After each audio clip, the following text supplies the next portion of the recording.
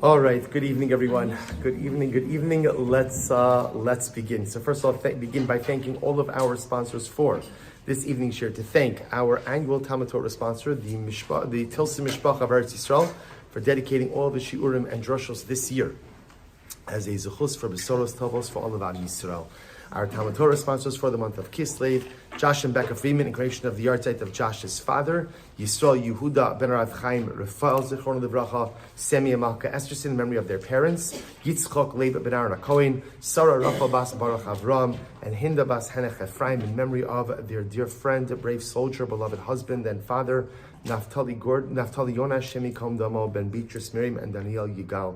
And our shir sponsors for tonight, Abe and Susan Zwani, Le'ilui Nishmas, Susan's mother, Sarah Feiga Bas Dov Ber HaKohen, and Mrs. Engelsberg, commemoration of the yahrzeit of her brother, Asher Nachman Ben Shaul, Zichron Lebrach. We hope to end the merit of our Talmud Torah. All of the Neshamos Lav and Aliyah, the families in Nechama, in Meretz Hashem HaKadosh Baruch Hu will bring our hostages home, B'Shalom and B'Karov, and our holy soldiers will be successful, B'Chol Ma'aseh Yedehem. With that, let us begin. So Meretz Hashem, our avoda tonight is to Meretz Hashem prepare for Chanukah. And what a schus Baruch Hashem to begin our preparation on Erev Chanukah itself. Sorry, 1 second here. Okay, good. So let's begin with number 1. Gemara Masechah Shabbos. And the Gemara says as follows, My Chanukah. What is Chanukah? So the Gemara says, the Tana Rabbanon, B'chafei b'Kislev Yomei de Chanukah Timni Inun. So again, this is a famous Gemara. We do this Gemara every single year in our pre-Chanukah Shir, or in our Chanukah Shir. What is Chanukah? On the 25th of Kislev, the Yom Tov of Chanukah is 8 days. You're not allowed to fast on these days. You can't eulogize on these days. Why? When the Greeks, Syrian Greeks, entered into the Beis HaMikdash, they defiled all of the oil that was found inside of the Beis HaMikdash. And when the Chashmonaim, the Maccabim, family of valiant Kohanic soldiers, overcame the Greek army, Badku v'lo matzu elapach echad shel shemen shayamunach b'chosamo shel kohen gadol. They searched, and they were only able to find one cruse, one little jug of oil that was intact, that had the seal of the Kohen Gadol, the high priest, on it, that was ritually pure. And there was only enough oil left to last for one day. A miracle occurred. Miracle occurred, and one little jug of oil lasted for 8 days. L'shana acheres, in a subsequent year, kavum v'asum yamim tovim b'halal v'odah. In a subsequent year, the rabbis made it into a holiday. Interesting, again, we'll come back to this in just a little bit, but the Yom Tov of Chanukah was not immediately accepted as a Yom Tov, or not immediately made into a Yom Tov immediately upon the miraculous events, but rather l'shana acheres, in a subsequent year, it was established as a Yom Tov. How does the Yom Tov identity of Chanukah manifest itself? Yamim Tovim, it's a Yom Tov, b'halal ve'odah. Halal means? Praise. Right? What does halal mean? Halal. So we say halal, ubahodah. Thanks. Great, thank you. Right? What does it mean, thanks? It means that again, in Shemona Esrei, in the bracha of Modim, we add in alanisim and bimei matisyo. So this is how we mark the Yom Tov of Chanukah. Obviously, again, we like the menorah, but again, the way that the Yom Tov identity manifests itself is that it's a Yom Tov, but how is it a Yom Tov? B'halal and b'hodah. Okay, now the Torah makes an interesting observation. The Torah number 2 says as follows: V'haya Omer Harami Rotenberg Zal Sheriboy Hasudos Shemar Ben Bahem Sudas Harashus. The interest of the Maram of Rotenberg made an interesting observation. He said it's common for people on Chanukah to have sudos, to have celebratory festive meals. And the Maram of Rotenberg said, just understand, those meals are not obligatory. They're not obligatory, but rather, again, it's what's called the Sudas Rishus. If you want to, you can. If you don't want to, you don't have to. Why?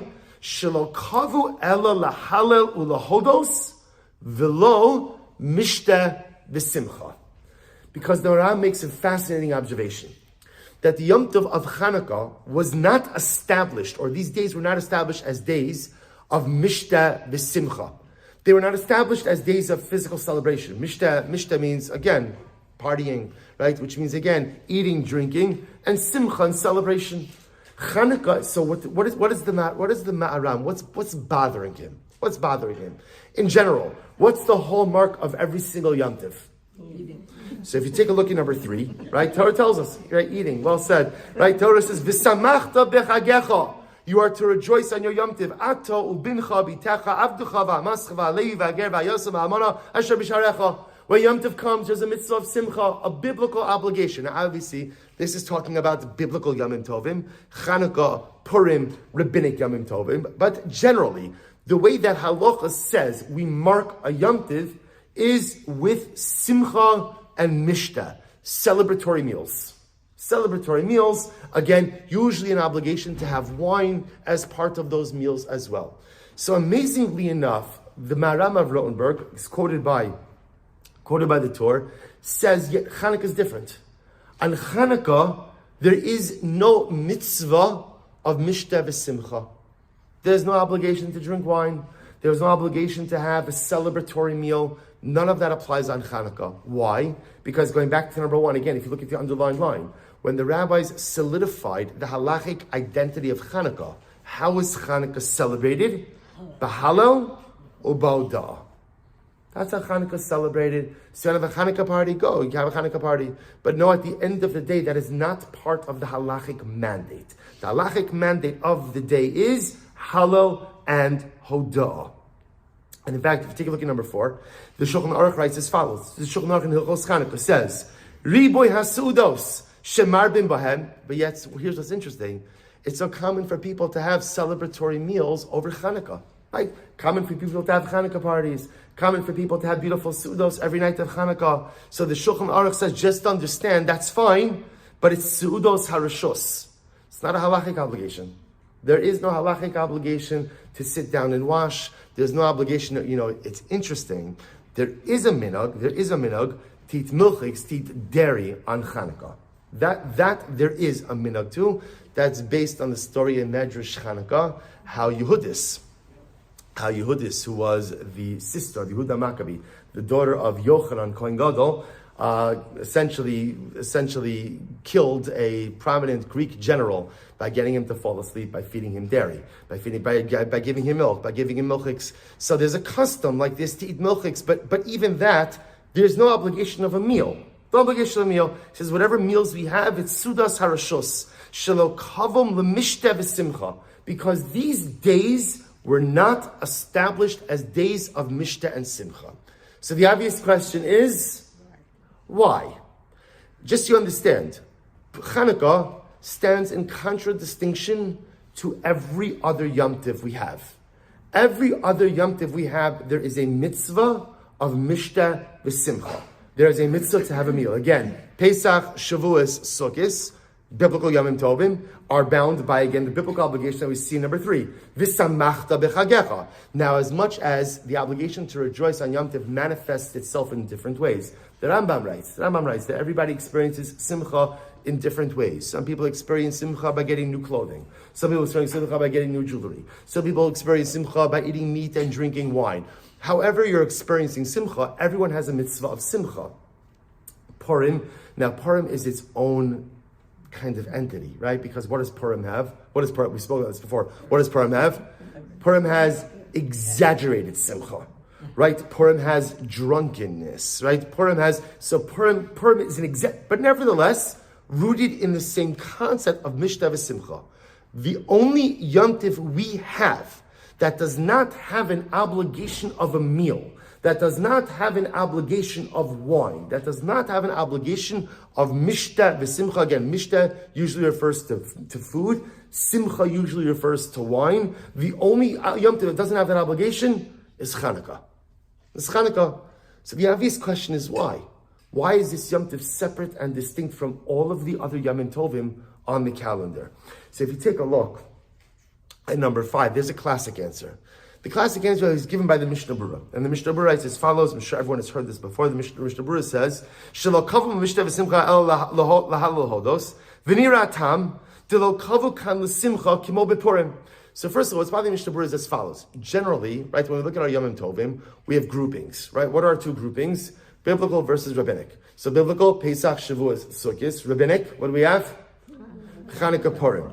So again, yet Purim, mitzvah of Mishteh v'Simcha, of celebration. Chanukah, no such thing. So the Mishnah Berurah gives a very simple yet profound answer. He says it's simple. Source number 5, second line in. Keep it Purim. Haya hagzera lahashmid ulaharog es hagufos shu bitul Mishteh v'Simcha v'lo es hanafashos shafilu himiru daitam chas v'shalom lahaya mekabalosam. So this is very interesting. The Mishnah Berurah says, fascinatingly enough, that the way that a Yom Tov is celebrated very much mirrors what the essence of the Yom Tov was. So remember again, Purim celebrates our victory over Haman. What did Haman want to do? What was Haman's goal? Right? Haman's goal was lahashmid, laharog, uliabed. He wanted to destroy Jews. It was physical annihilation. Remember again, Haman is from Amalek. As Jews, we have different kinds of enemies. Amalek is an enemy that is interested in complete annihilation, right? Amalek is not interested in assimilation. Amalek is not interested in theological conquest. Amalek wants one thing and one thing only, and that is to annihilate the Jewish people. As such, Haman didn't matter. You like your Yiddishkeit, you don't like your Yiddishkeit. You're from, you're not from. It didn't make a difference. Haman was annihilate everyone. As such, Purim represented a threat of physical annihilation. So because Purim represented a threat of physical annihilation, how is the victory of Purim celebrated? How is it celebrated? Through physical celebration. And that's why again on Purim, there was physical threat, and therefore again the celebration is a very physical one. Again, Mishteh v'Simcha. Conversely, if you take a look, still in source number 5, about 5 lines in, Masha'enke, middle of the 5th line. 1, 2, 3, fourth line, middle of the 4th line. Masha'en kein, b'maisa da'antiochos shelo gazra aleim laharod lahashmid rak tsaros ushmados kidei lahamir daitum. So remember again, what was the interest of the Syrian Greeks? What do they want to accomplish? What do they want? Assimilation. In fact, it's incredible. There's a whole Medrash Chanukah. And in Medrash Chanukah, it goes through the story of Greek persecution of the Jewish people. So remember again, the Greeks were more than happy to embrace us into their ranks. They just wanted us to give up a distinct theological culture. They wanted to Hellenize us, right? They wanted us to become part of their greater civilization. In fact, they actually thought that Jews had much to contribute. They weren't interested in the physical annihilation. They were interested in the spiritual annihilation. So it says Mishnah Berurah something amazing. So Antiochus, and again, that's why again, remember, first it starts with Shabbos, and then Bris Milah. They chip away, they try to chip away at the physical or the spiritual foundation stones of Yiddishkeit. He goes on, he says, we see this in Al Anisim, right? What did Antiochus want to do? He wanted us to forget Torah. He wanted us to violate the tenets of our spirituality. And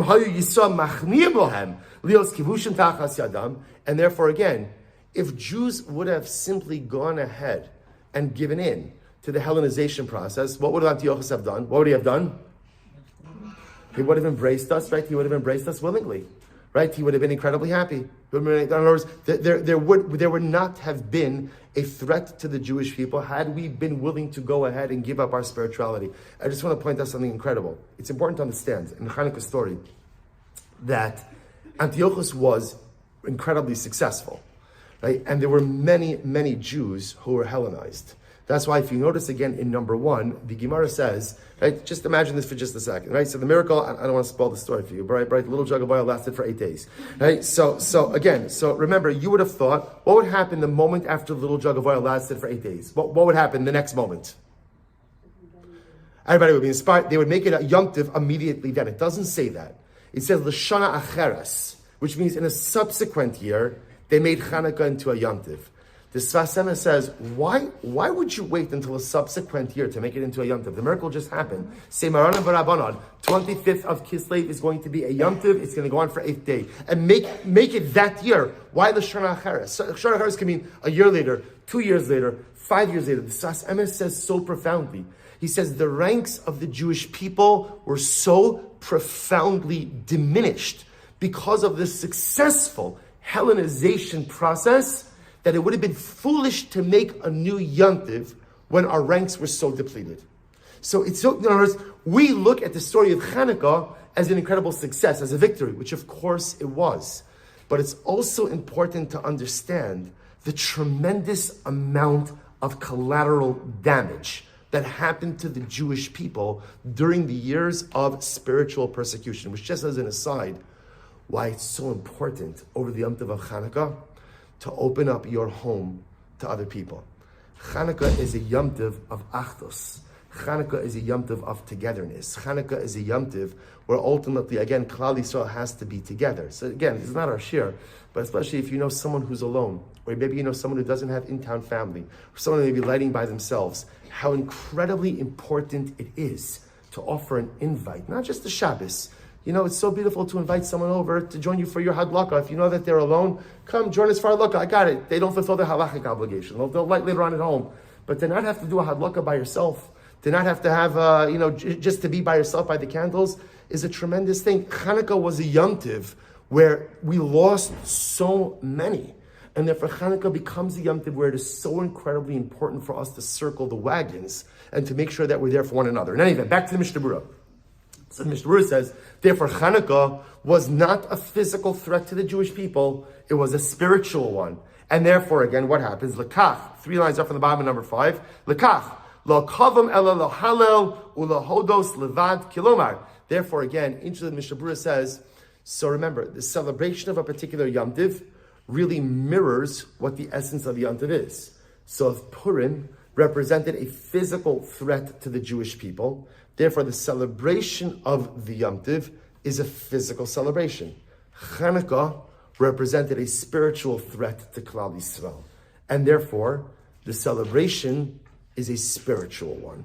And that's why the Gemara says, going back to number 1, how do we celebrate Chanukah? How do we celebrate Chanukah? B'halel bo'da. That's it. It was a spiritual threat, and therefore a spiritual celebration. How do we spiritually celebrate?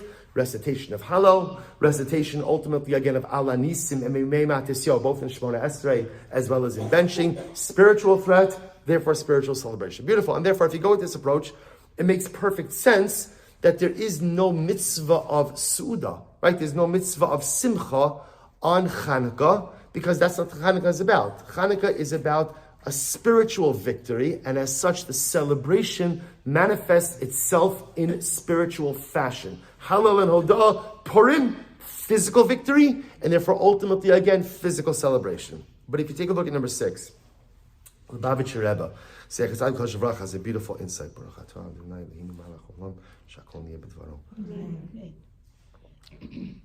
Lubavitcher Rebbe has a beautiful insight here where he writes as follows. Take a look at 6 Avs. It's a little bit of a longer piece, but it's worth it because I promise you it is going to forever change the way you view Chanukah.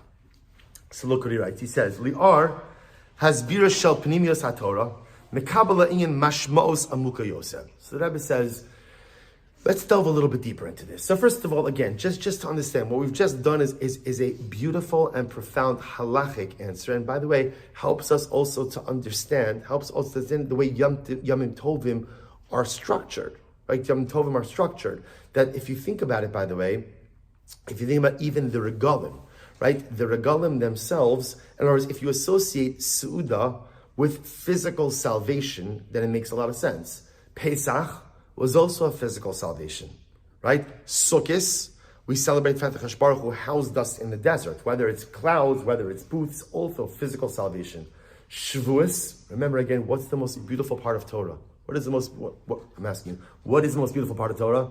Most beautiful part of Torah is the ability to endow the physical with a dimension of spirituality. So if you think about all of the regalim, they all have physical aspects associated with them, and that's why, again, their celebration manifests itself in physical ways. Purim, like we saw, physical threat, therefore physical salvation. Chanukah is the one Yom Tov where there was no physical threat, and therefore, again, only a spiritual one, and therefore the celebration is spiritual one as well. But the Lubavitcher Rebbe says there's something deeper happening over here. He said, this is absolutely incredible. He says, Su'udah. I'm in source number 6, paragraph Aleph, second line. He says, a Su'udah. What is a Su'udah made up of? Morkeves, milechem, mayim, v'yayin. Okay, it's interesting. The Rebbe says, what are the basic components of a Su'udah, of a meal? What do you have? You have bread, you have water, and you have wine. Those are the 3 basic components of a Su'udah. He says, Shloshes hadvarim halalu, romzim laTorah. Now, interestingly enough, the three basic components of a Suda all represent Torah in some way. He says, Lechem umayim, hachiyunim likiyum adam, romzim lechelek hagaloy shel Torah. So again, Torah itself is compared to bread and water. Because just like a person can't survive without bread, can't survive without water, so Torah represents that idea that a person can't survive without the beautiful spiritual sustenance of Torah. But bread and water also represent what we'll call the revealed parts of Torah. On the other hand, he says, so bread and water also represent the core components of Torah, which you have to know in order to go ahead and live a proper Jewish life. This is incredibly important, right? Torah is a manual. Torah is a manual for life.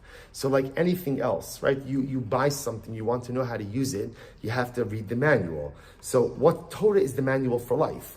Without the manual, I don't know how to live an effective life. The manual component of Torah, that's symbolized by bread and water. Just like bread and water, I need to survive. So too, again, there are certain revealed parts of Torah that are the manual for successful living, without which I will not be able to be successful. He goes on.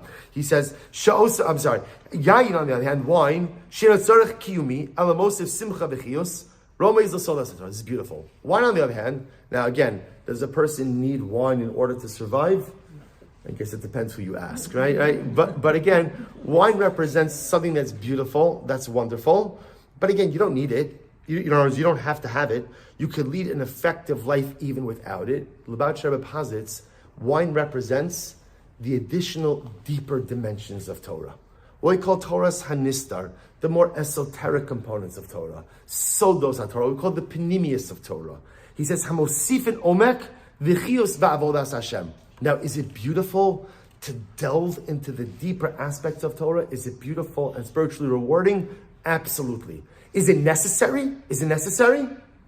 No. In other words, it's not necessary. In other words, a person can be successful in how they live even without the deeper components of Torah. Again, the bread and water of Torah, the basic, again, you just think about this. You can't live without Hilchos Shabbos. You can't live without Taras HaMishpacha. You can't live without Hilchos Kashrus. You can't live without knowing these halachos, because it's what allows us to function as Jews, as proper Jews. So that's the bread and water of Yiddishkeit. There's the wine of Yiddishkeit. The wine of Yiddishkeit is beautiful, and it's inspiring, and it's fantastic. Is it a necessary component for the manual, for successful living? No. Or it's great, and it's most definitely value added, but if for some reason you don't have it, you could still be very successful in your Yiddishkeit. But watch this, turn the page. Paragraph base. Yesh davar ravi. The Rebbe says there's a fourth component. Not only is there bread, water, and wine, but there's a fourth component. What's the fourth component? Shemen, oil. What does oil represent? Hahevdel beino lebein hadvarim ha'achirim hu. So what's the difference between oil and bread, water, and wine? Good question. If there's oil and bread, water, and wine, listen to this. He says, Shalechem mayim v'yayin efshar le'echol o lishtos kishe lehem la'atzmam. Bread, water, and wine can all be consumed on their own. I don't need, I'd like to have something on my bread, but I don't need it. Water, right, doesn't need anything else. Right? Wine doesn't need anything else. All of these items could be consumed on their own. Ulam, shemen eino ro'i la'achila o l'shtia kishulatzmo. On the other hand, oil cannot be consumed on its own. Elo, biyosa mu'ura v'machala machirim. Oil can't be consumed by itself. In fact, oil really is only meaningful, and oil is only helpful, or oil is only beneficial when it's mixed in with something else. Va'az hu mashbiya le'ein aruch as tamam v'goyin tanug rav. But here's what's interesting. The same oil, which cannot be consumed on its own, when it's mixed in with something else, changes everything. Right? You can have the salad, and the vegetables are all wonderful, and you add the dressing with the oil, and suddenly again it becomes a whole different thing. So that same oil, I can't consume it on my own. You take that oil, mix it in with everything else, and everything becomes better. Everything becomes better. So look what he writes. This is incredible. Paragraph Gimel. B'nekuda zu, with this point, ba'a lidei bitui ma'alaso hanifla shel Chanukah al kol hachagim ha'achirim shechayvua b'suda shalecha mayomazon. And now we see the unique status of Chanukah. Chanukah has a unique status above all the other Yom Tovim, whereas all the Yom Tovim have an obligation of Su'udah, and Su'udah manifests itself in lechem, mayim, and yayin, bread, water, and wine. So remember again, which are all incredible. So number one, bread, water, and wine could all be consumed on their own. And bread, water, and wine represent different parts of Torah. Bread and water, what we'll call the revealed parts of Torah, the necessary, manualistic parts of Torah that you cannot live without. The wine, a little bit more esoteric. It's beautiful, it's wonderful, but again, I don't have to have it. Comes oil.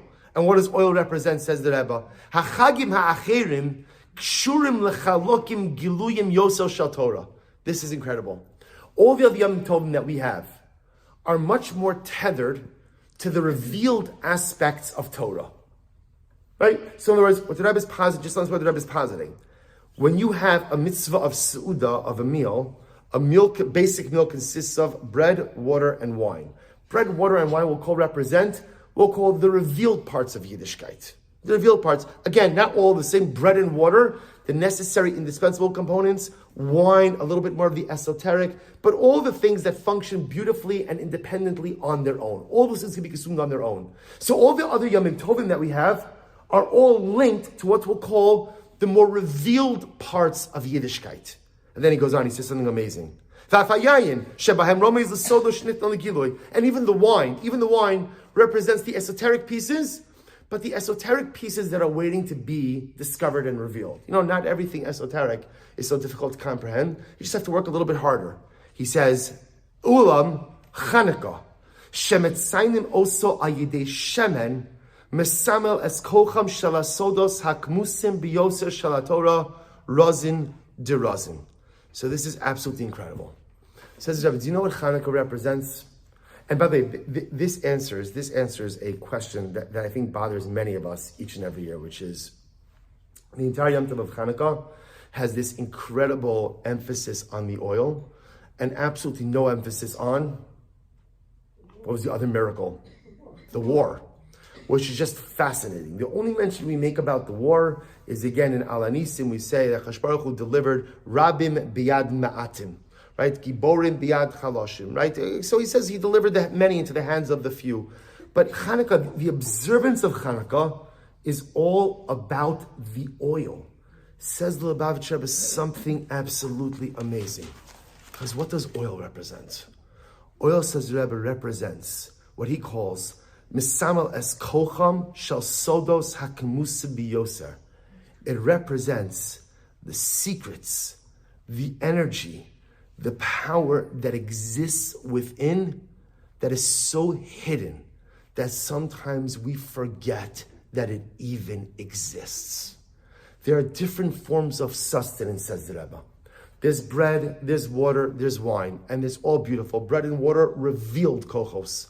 Wine, a little bit more of hidden powers, hidden abilities, but still very discoverable. And then there's another level, and that other level is oil. And what oil represents, you see, oil by itself, when you see it, you don't even know what to do with it, because by itself, you can't do anything with it. But if you know how to use oil, then what does oil do? If you know how to use oil, it makes everything better. The Rebbe says oil represents the deepest strengths, the deepest kochos, the deepest abilities that we possess inside of ourselves. Things that we never knew we even had. Everyone knows about their bread, and everyone knows about their water. And the truth is, most of us even know about our wine, even though the wine is a little bit more hidden. But your oil, your shemen, that's what exists inside of you. That is so profound. It's the most powerful part of who and what you are.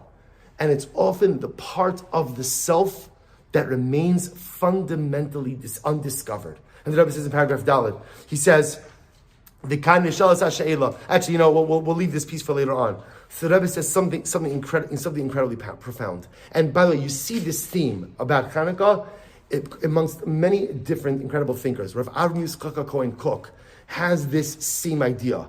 He says that the entire Chanukah story is a metaphor for the human condition. He says, what happens? What was the Chanukah story? What was the Chanukah story? Right? Okay, so we beat the Syrian Greeks, and then what happens? We come to the Beis HaMikdash, and what? And what? And what? See, here's what's interesting about the story, is everyone skips to the part that we couldn't find the oil. But there's a whole, you look at Medrash Chanukah, there's a whole other part. The Medrash Chanukah describes how the Chashmonam, who are also the Kohanim, walked into the Beis HaMikdash. The Beis HaMikdash was in complete and utter array. The Medrash writes that there were slaughtered carcasses of chazirim, of pigs on the floor. They used it for idolatrous sacrifice. You know, we talk about the oil, there wasn't oil, there was also something else missing. You know what else was missing in the Beis HaMikdash? The menorah. The menorah also wasn't there, right? The menorah was solid gold. It was taken away by the Greeks. The Gemara Maseches Menachos says that for the first year they fashioned the menorah out of their spears. Then they got a little bit of money out of tin, then out of brass, out of copper, out of silver. Then it was a number of years until it was gold. So they walk into the Beis HaMikdash and it's total, utter array. And they begin sifting through all of the rubble. Everything looks wrecked. And what do they find? One little untainted cruse of oil. The Lubavitcher Rebbe, Rav Kook, highlight the same idea. That is the metaphor for the human condition. How many of us are a wrecked Beis HaMikdash? Don't raise your hand. Right? How many of us are in just a profound state of disrepair? And by the way, if you're thinking to yourself, oh, so happy he's not talking to me, right? I'm good. I'm sorry to say, then you're even in more disrepair than you even let yourself know. We're all in a profound state of disrepair. And by the way, that's not even because of anything bad we did. That's just the nature of the human condition, to be in a state of disrepair. You know what makes HaKadosh Baruch Hu so great? That he's in a constant state of perfection. So unless you're HaKadosh Baruch Hu, by definition, you're imperfect and in a state of disrepair. And sometimes I look at my personal mikdash and I'm so deflated and I'm so upset and I'm so disappointed and I'm so overwhelmed sometimes by the enormity of the poor decisions I've made, the bad behaviors I engage in, the wrong turns I have made that I feel I just can't navigate out of, and I feel like I'm done. My Beis HaMikdash is in ruin. But then something amazing happens, which is, if I find the courage to sift through the rubble, do you know what you find? You find that little jug of untainted oil, the shemen. The Rebbe says, the Lubavitcher Rebbe says, that shemen, Rav Kook says the same thing, that shemen, that represents power that you have, that you never even knew. Power that you possess, that you never even imagined you could really access. And it's there. And in this incredible sea of personalistic disrepair, there is this incredible and overwhelming jug of ridiculous personal energy. And if I just find the courage, you see, you have to understand something. When the Chashmonam found that jug of oil, that's not the end of the story. Remember, I know when I was a kid, they used to have these books, the Choose Your Own Adventure books. I don't remember those books. Right? It's like reading a book. It's like turn to page 24 if you want Johnny to go right. I'm sorry, Chaim Yankel to go right. Right, to Chaim Yankel to go left. You know, they had those. So when the Chashmonam found that cruse of oil, there was a choice. What was the choice?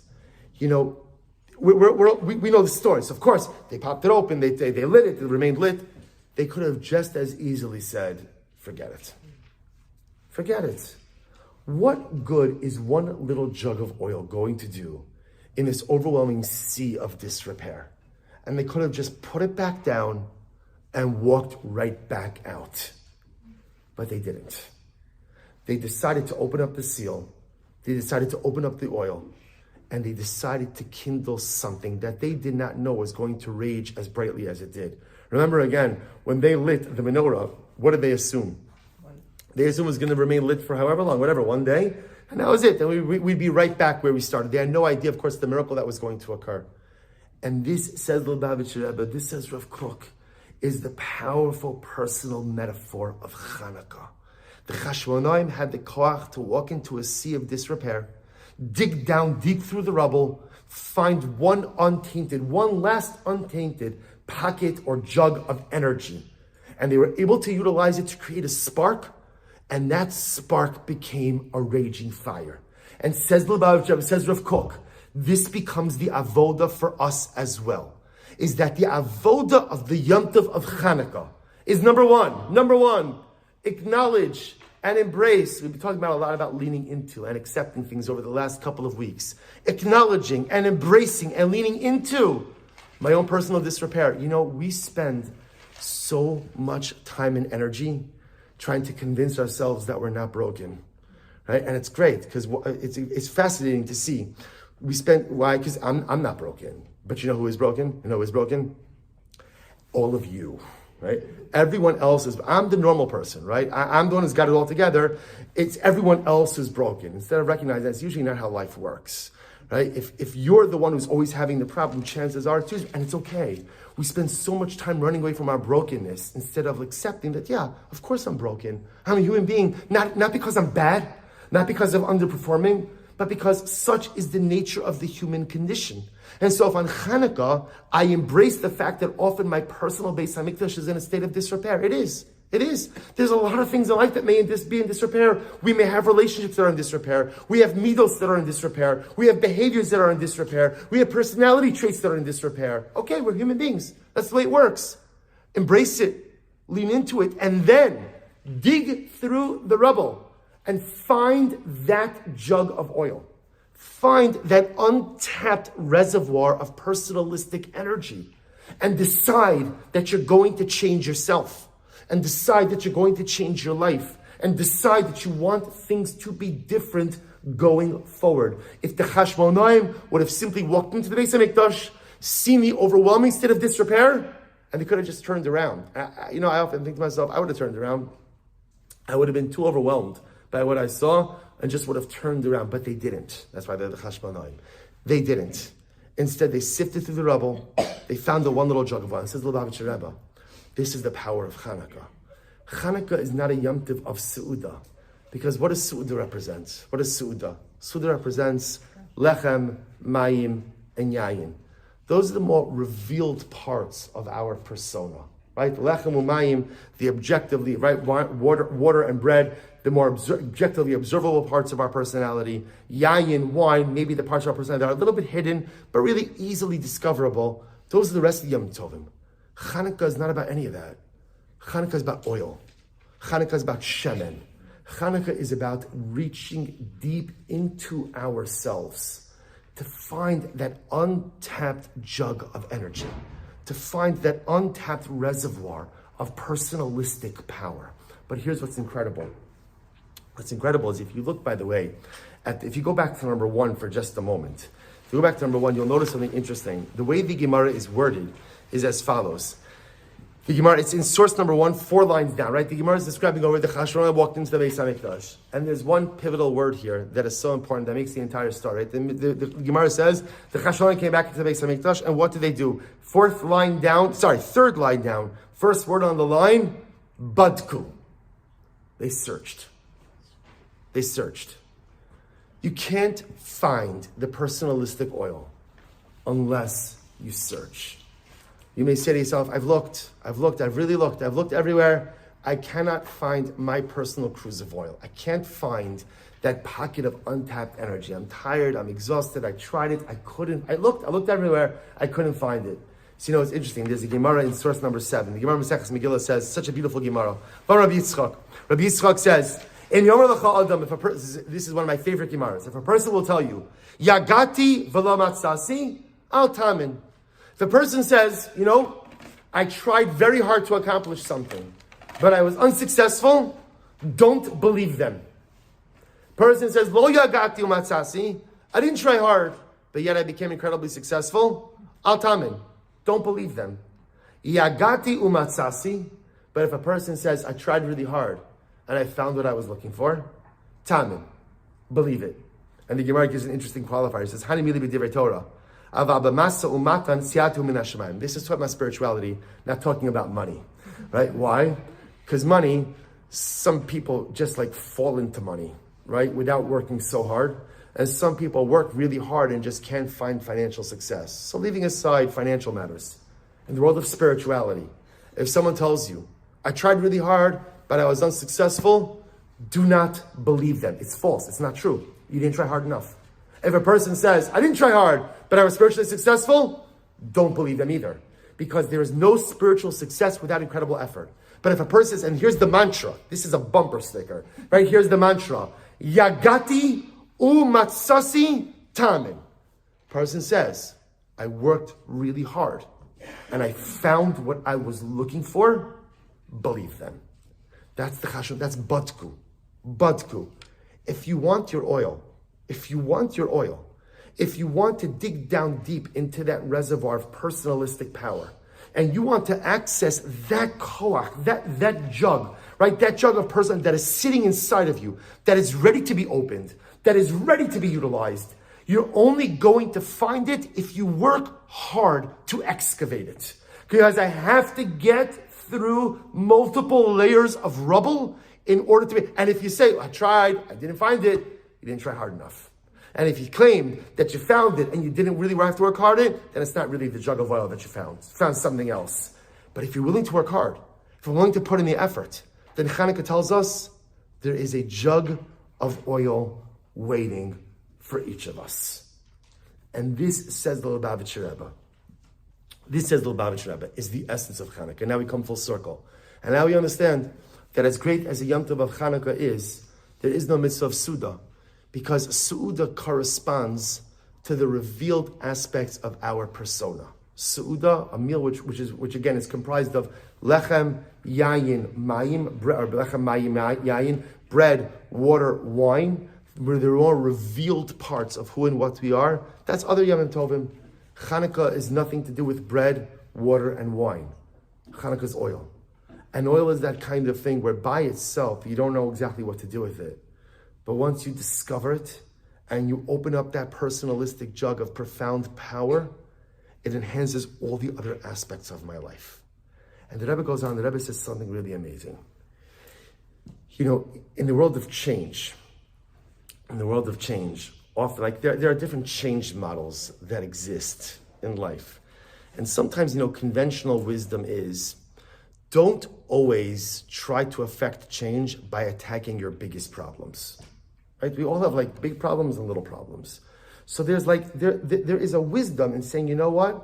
Tackle the little ones, rack up some life wins, and that'll give you the confidence, right? Like the boost to be able to tackle the big things. And there is a tremendous amount of profundity in that. But I think what the Rebbe is teaching us is something incredible. Chanukah is the time to tackle your biggest challenges. Chanukah is not the time for the small stuff. Chanukah is the time to go big or go home.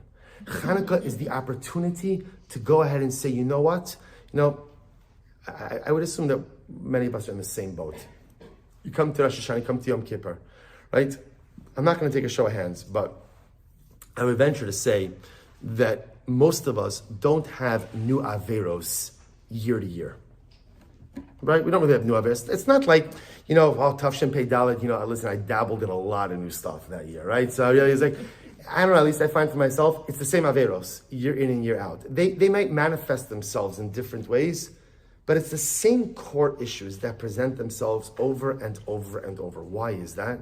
So it's simple, because I haven't tackled them. I just haven't tackled them. Often it's just because I'm not brave enough, and I'm not strong enough, and I'm not confident enough to go after the big ones. So I'll tackle the little ones, right? And this is why often, by the way, when it comes to change, which part of change do we often get lost in? When it comes to change, we often focus on like the positive things, right?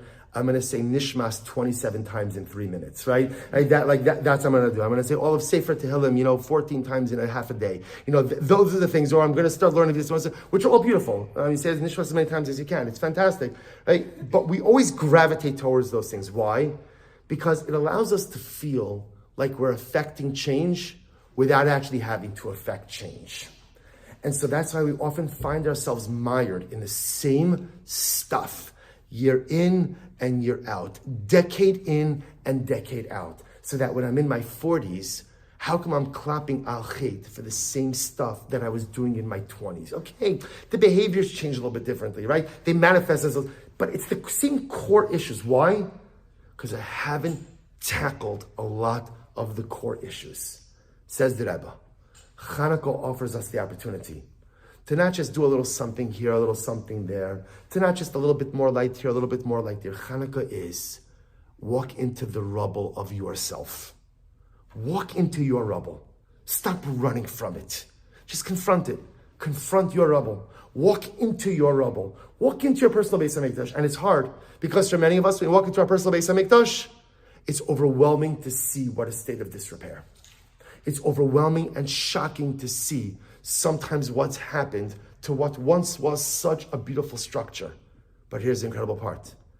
If you're willing to do the work, and you're willing to search inside of yourself, Chanukah gives us the opportunity to find the shemen. It gives us the opportunity to go ahead and literally find that oil that is contained within, that cruise of personalistic power that exists inside each of us. It is here for the taking on Chanukah. And if you could find it, but you have to be willing to matzah, badak, you have to yabiyagea, you have to be willing to exert yourself, you have to be willing to go through rubble, sift through the rubble, do a real personal inventory, confront a little bit of the disrepair in my life. If you're willing to do that, sift through the rubble, I will find the jug of oil. And when I open the seal of that oil, and I take in that oil is not great by itself, but what it does is it changes everything else in your life. This is Chanukah. Chanukah is not about Seudah. It's not about lechem, mayim, and yayin. It's all about oil. It's all about shemen. And perhaps this is our avod. Come tomorrow night. We're going to stand in front of the Neiros. And I think a lot of times when we stand by the menorah, it's not clear what it is that we're supposed to do. Right? We say the brachas, sing Haneros Halalo, Ma'osor. Now what? Okay, it's beautiful. And again, you play dreidel or, whatever else everybody's. Like, what is the avoda? And the avoda of Chanukah is to spend a little bit of time in silence, just looking at the Neiros, just looking at the candles. And what am I doing when I look in the candles? With your eyes open, your eyes closed, whichever way works better for you. And just imagine you're walking into your personal Beis HaMikdash. You're a Chashbana, you're a Maccabi, and you're walking into your own personal Beis HaMikdash. And for those couple of moments, don't talk and don't interact and don't engage. I know what you're thinking. Such a man thing to say, right? And just be with yourself in those moments by the candles, and enter into your mikdash. And it may be scary, and it may be overwhelming, but then start to dig through the rubble. Okay, there's this rubble. There's this life mistake. There's this wrong turns. There's this decade that was really not good, right? There's this relationship that just was so toxic and negative. There was this behavior that really brought me down. There's this midah, there's this trait that just undermines my personal growth. Okay, just go through the rubble. Just keep sifting through the rubble. And if you're willing to go into it, you're willing to walk in, you're willing to sift through the rubble, you'll find your pach shemen. You'll find your jug of oil. And when you find that jug of personal power and you open it up, you will find the koach to affect comprehensive, cathartic life change. And this power it's accessible all year round. The ability is always accessible, but it's never as accessible as it is on the Yom Tov of Chanukah. The ability to sift through the rubble like the Chashmonaim did, and to find our personal cruise of oil, open it up, and use that energy to affect change. I'm so tired of running from my Beis HaMikdash. I'm so tired of running from the ruins. I'm going to embrace it. I'm going to walk into it. I'm going to lean into it. I'm going to dig through it. I'm going to find my pach shemen. I'm going to find my oil, and I am going to affect change in my life. It's what our ancestors did thousands of years ago, and it is the sacred avoda that we have starting tomorrow night for the following 8 nights afterwards. And if you don't get it right the first night, Baruch Hashem, there's an opportunity multiple times. And maybe for many of us, night number 1, I'm going to walk into my Beis HaMikdash. It's a little bit overwhelming, so I'm going to walk right out. And night number 2, I'll walk in a little bit more. And night number 3, a little bit more. As long as by the end of Chanukah, you found the courage to sift through the rubble, find your personal oil, that's a successful Yom Tov. And if we could each do that as individuals, go through our rubble, find our personal oil, that is the key to Geula for Klal Yisrael. You know, we need nisim v'niflos. We really do. Klal Yisrael needs miracles. And the Yom Tov of Chanukah is a time that is auspicious and ripe for miracles. Lady Yitzchak Rabbi writes, we say in the bracha, Sha'asa nisim lavosenu bayamim ahim bazman hazeh. So often we translate that to mean Hashem did miracles for us in those days, in this time. In this time we assume it means like the calendrical date, the 25th of Nisan. But the Rebbe says something so beautiful. The Rebbe says, Hashem did miracles for our ancestors historically, bazman hazeh. But this time, now, today, tomorrow, is ripe for miraculous activity. And don't we need miracles? Don't we need miracles? Close to 450 days, our brothers and sisters held in captivity. Hundreds of our precious young men and women, holy soldiers, given their lives at the Mizbeach of Kiddush Hashem. Am Yisrael still waging wars on multiple fronts. You know, we get used to things because it's been over a year. So a little bit of like the shock and awe has worn off. And this reality of Klal Yisrael has become our new reality. I mean, kind of just accept it and go on with it. And that's human nature. HaKadosh Baruch Hu gave us those coping mechanisms. But it is so incredibly important that for many of us, we've never lived through a time in which we need greater miraculous intervention than in this current time in which we are living. But you know, the way that HaKadosh Baruch Hu works is the Ribbon Shalom mirrors our activity. The Baal Shem Tov says, Hashem Tzilcha. So we often translate Hashem Tzilcha as Hashem is your shadow. Sorry, Hashem is your shade. The Baal Shem Tov says it means Hashem is your shadow. What does your shadow do? What does your shadow do? Whatever you do is what your shadow does.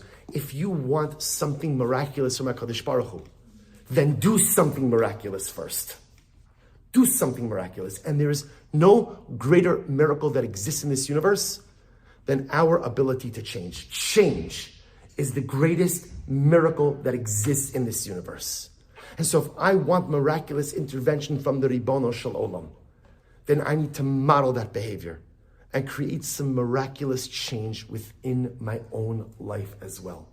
If we could just find the courage to discover, to sift through the debris and find our personal oil, open up the door to real cathartic change, sift through the rubble and really rebuild and rededicate our personal Beis HaMikdash and perform that personal miracle for ourselves, then HaKadosh Baruch Hu will have no choice but to perform miracles for our people as well.